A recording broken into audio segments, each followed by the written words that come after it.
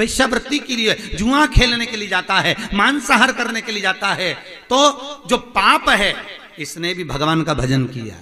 किसने? अरे बोलो जम के, पाप ने भी।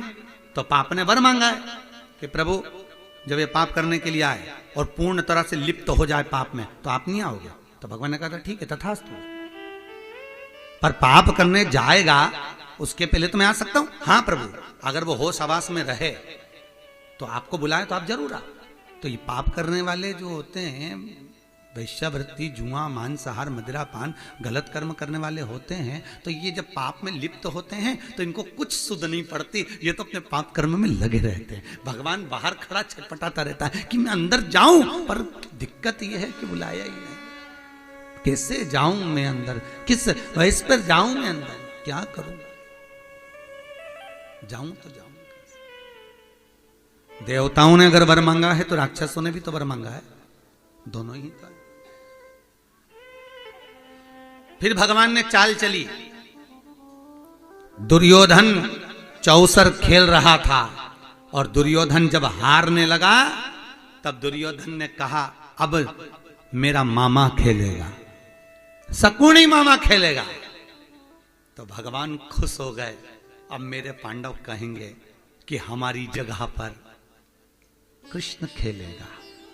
भगवान खुश हो गए जब ये कह रहे हैं कि हमारी जगह पर मामा खेलेगा।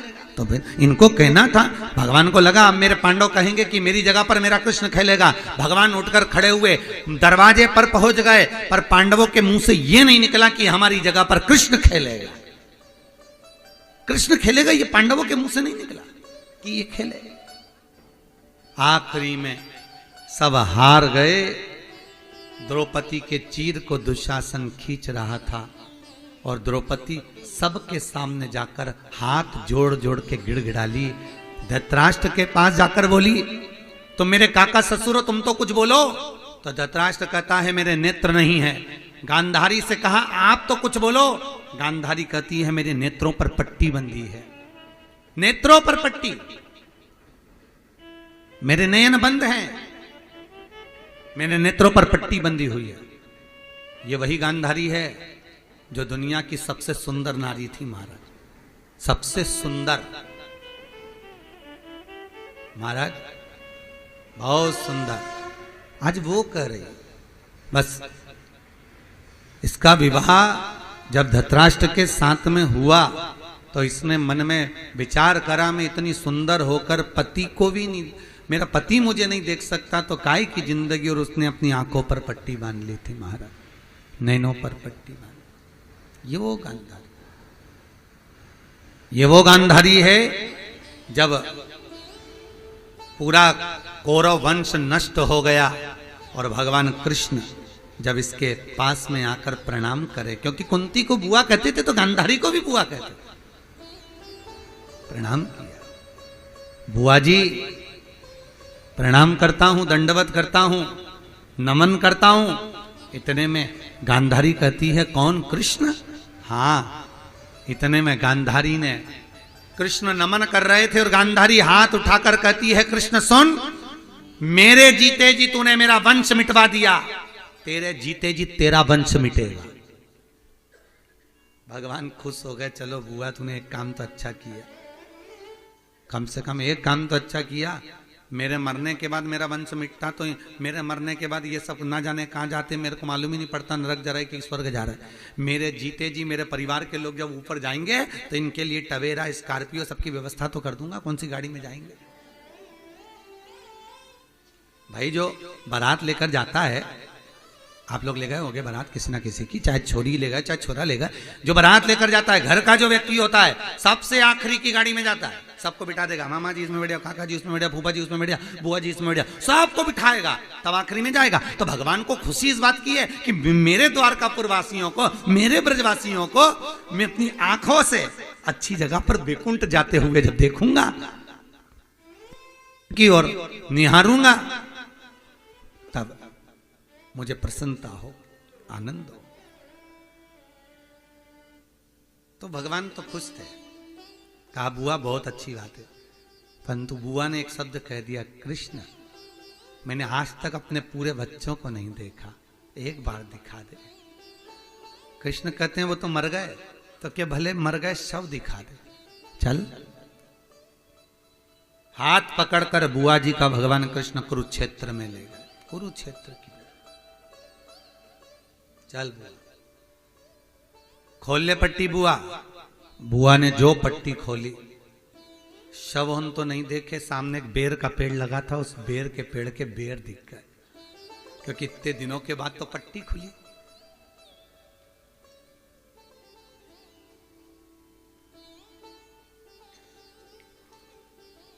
बेर दिख रहा। बुआ बेर खाने गई। कृष्ण कहे बुआ, बुआ बोली बेर तोड़ लो। बहुत ऊंचे लगे थे, चढ़ूं काय पर, सुध नहीं है। गांधारी बेर के लोभ में एक शव को उठाकर लाई, दूसरे को लाई, तीसरे को लाई, शव का ढेर लगाया, उस पे चढ़ के बेर तोड़कर खा रही है कुरुक्षेत्र के मैदान में। बेर खा गई, नीचे उतरी, कृष्ण से कहती है मेरे बेटों को दिखा दे कृष्ण।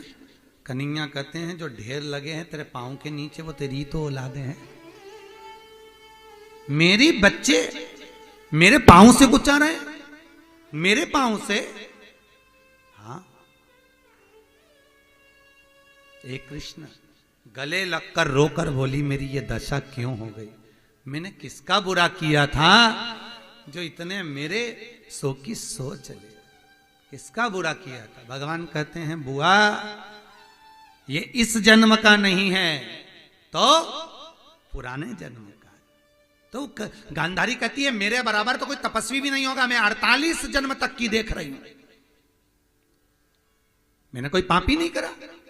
भगवान कहते हैं तुझ में और मुझ में बस यही अंतर है बुआ, तू अपने 48 जन्म तक देख सकती है और मैं तेरे आज जन्म तक देख सकता हूं। तेरा जब 112वें नंबर का जन्म था बुआ, तो एक राजकुमारी थी बड़ी सुंदर। वहां एक हाकिम आ गया, वेद हाकिम वेद ने आकर कहा राजकुमारी जी मैं तुम्हें बुढ़ापे तक सुंदर बनाकर रख सकता हूं, मेरे पास में एक ऐसी औषधि है। तो तुमने कहा बना मेरे को सुंदर, मैं बुढ़ापे में बूढ़ी नहीं दिखना चाहती, जवान दिखना चाहती हूं, कर व्यवस्था। पर राजकुमारी जी उसमें थोड़ी सी हिंसा होगी। हो जाए हिंसा हो तो क्या करना पड़ेगा बता? कि राजकुमारी जी 100 केचुओं को मार कर उसको पीस कर उसमें एक दवाई डालूंगा, वो अपने शरीर पे मलना, तुम बुढ़ापे में भी जवान दिखोगी। तो राजकुमारी कहती है भले 100 क्या 1000 केचुए मरवा दे पर मुझे सुंदर बनवा दे।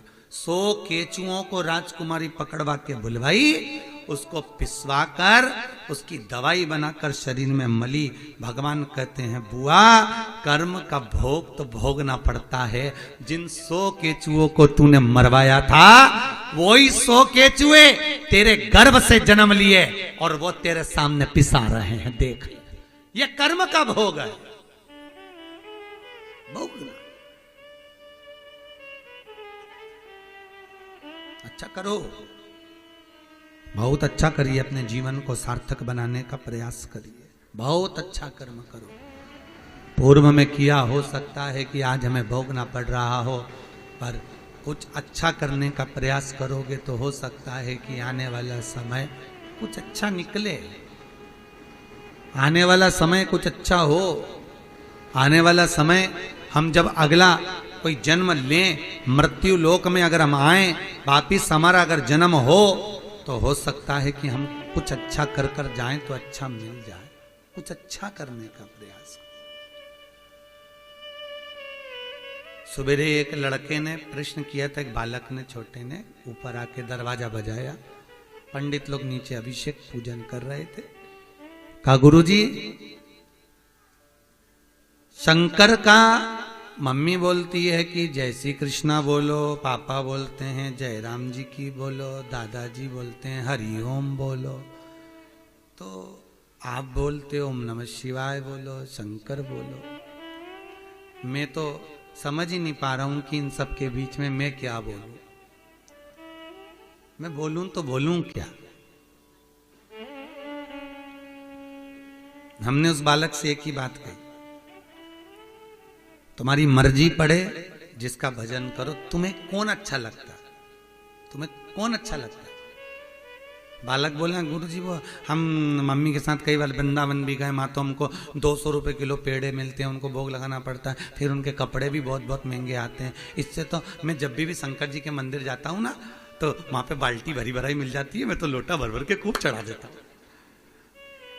और इतने सीधे, हमको तो भगवान का दर्शन, बिहारी जी जाए तो हाथ नहीं लगाने देते, राधा रमन जाए तो हाथ नहीं लगाने देते, पर शंकर जी के तो किसी भी मंदिर में चले जाओ गुरु जी, हम तो उनको छू छू के खूब स्नान कराते, मालूम।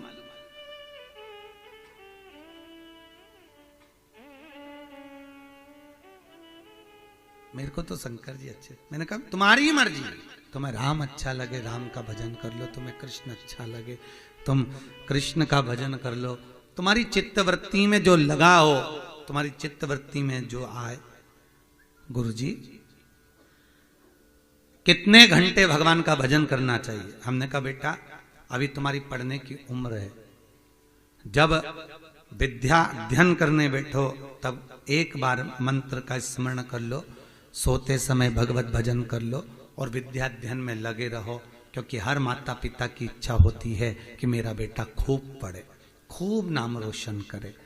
आप अगर नाम रोशन करोगे, आगे बढ़ोगे, माँ खुश होगी, पिता खुश होंगे, और जब माता पिता खुश होंगे तो परमात्मा खुद खुश हो जाएगा। आप अग्रण्य रहो, विद्या अध्ययन भी करो, पढ़ो, खूब पढ़ो। और मेरा माताओं से भी निवेदन है, बच्चों को डॉक्टर बनाओ, इंजीनियर बनाओ, सीए बनाओ, तुम्हारी मर्जी पड़े जो बनाओ, पर उससे पहले बच्चों को संस्कारित बनाना। बच्चे आपके यहाँ के बहुत संस्कारित है। मेड़तवाल जी आपके हम कथा करने आए, पर छोटे छोटे बच्चे भी भगवत चित्त वृत्ति में रमने वाले, भगवत चिदानंद वृत्ति में जो डूबा वो रमे, स्मरण चित्त में लगे महाराज। और जब भगवत चित्त में एक बार जीव रम गया तो उसका आनंद अपने आप में ही है महाराज, अपने आप। शिव कथा कह रही है, भगवान शंकर की कथा वर्णन कर रही है, माता पार्वती लक्ष्मी को सरस्वती को समझा रही है परीक्षा ना लीजिए, अगर कोई गलत पथ की ओर जा रहा है, गलत मार्ग की ओर जा रहा है, तो उसको रोकने का प्रयास करिए।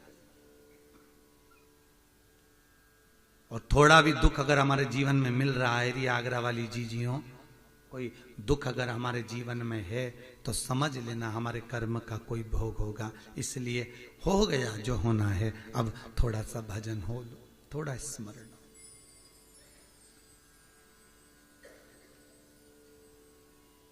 शंकर के मंदिर में जाइए, जल चढ़ाकर मन को शीतल करिए। बहुत घंटों तक मंदिर में भी ना बैठिएगा, फिर निवेदन है, बहुत घंटों तक। हमने तो पहले भी कथा में कहा 24 घंटे में से 23 घंटा परिवार को दे दो, पर 1 घंटा अपने पास रख लो, बहुत है वो 1 घंटा भी। 1 घंटा भजन तो करो, और जो तुमने 23 घंटा परिवार को दिया वो किसी काम का नहीं रहेगा। जो 1 घंटा राम को, कृष्ण को, शंकर को दिया वो तुम्हारी जिंदगी संवार देगा। जिंदगी बहुत परिवार में, घर में आसक्ति भी ना रखिए, घर में आसक्ति भी ज्यादा नहीं रखना। कोई तीरथ जा रहा है, घर वालों को कह दो मेरे को तीरथ जाना है। कोई वृंदावन जा रहा है, मेरे को वृंदावन जाना है, तो पति कहे चल मैं तुझे यहां घुमा देता हूं ताजमहल। नहीं नहीं, मैंने ताजमहल गया, जान दो, मैं नहीं जाऊं, मैं तो वृंदावन जाऊं।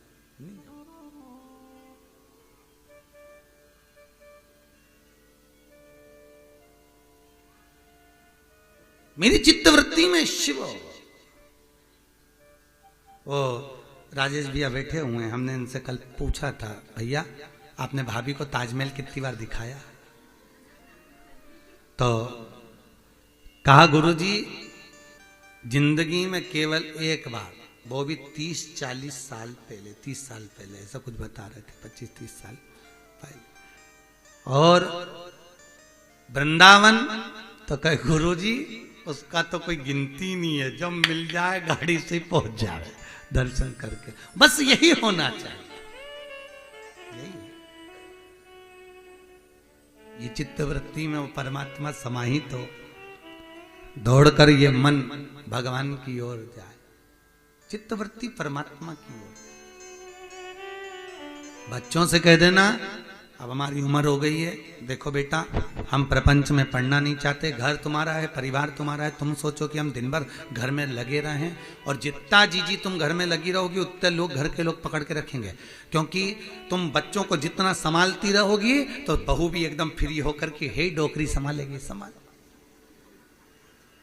तुम जितना घर को संभाल कर चलोगी, पकड़ कर चलोगी, घर के लोग उतना पकड़ाने का प्रयास करेंगे, और तुम जितना छोड़ कर चलोगी तो अंतिम समय में जाते समय इस चित्तवृत्ति में दुख और तकलीफ नहीं आएगी। कि नहीं तो होता है कोई कोई व्यक्ति से जब जाता है, किसी मरने वाले को देखना पड़ा हुआ है और रो रहा है, नेत्रों से जल बह रहा है, तड़प रहा है, मरने के लिए अंतिम सांसें चल रही है, रो रहा है, और कोई कोई मरते समय मुस्कुराता है, हंसता है, प्रसन्न होता है। कारण उसके प्रसन्न होने का, क्योंकि उसने परिवार नाते रिश्तों को पहले से ही त्याग दिया था। तो अंतिम समय में क्या, और जो परिवार में पड़ा रिया तो रोते रोते भी सोच रहा है 15,000 का भी फ्रिज लिया था, 15 दिन भी ठंडा पानी नहीं पिया, ऊपर से ठंडा लग पड़ गई और जाना पड़ गया। चित्त आसक्तियां ना रहे। तीर्थ करने जाते हो आप लोग, पति आपसे बार बार कहता है, बहुत ज्ञानी होता है पति, पत्नी से हमेशा कहता है थोड़ा सामान कम रख ले। अरे बोलो सही है कि गलत है? पति बार बार तुमसे कहता है थोड़ा सामान कम रख। अरे तो सामान नहीं रखो, रख, एक बिछाने का ओढ़ने का रख ले, 2 साड़ी रख ले, बहुत। लो 4 दिन का काम और क्या साड़ी दो? मैं तो नहीं रखूं, मैं तो 4 साड़ी रखूं। पति बेचारा कह रहा, अब पत्नी पूछ रही तुम्हारे कितने कपड़े रखना है? फालतू की बात मत कर, 4 दिन के लिए जाना है, बस 1 जोड़ नाइट का सूट रख ले और 1 वो रख ले, तो 2 जोड़ में हो जाएगा, बस 4 दिन निकाल लूंगा मैं तो, तू चिंता मत कर, बस तो चल। और पति बार बार पत्नी से कह रहा है सामान कम रख।